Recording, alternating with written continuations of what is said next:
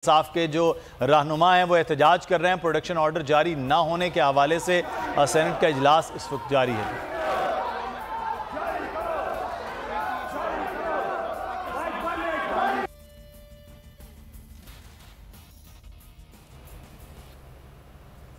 Senate के इजलास में इस वक्त हंगामा आराई हो रही है कि प्रोडक्शन ऑर्डर आज भी जारी नहीं किए गए थे।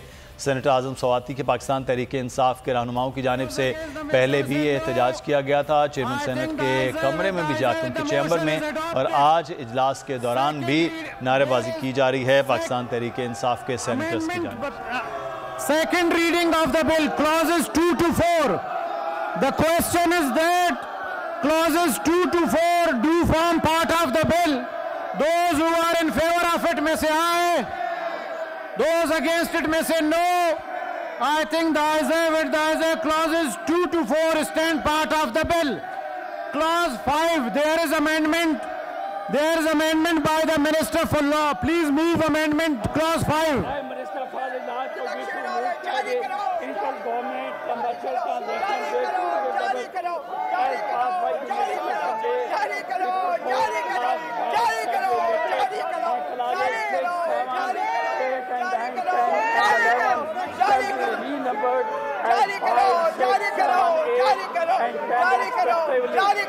Now I put the amendment before the House.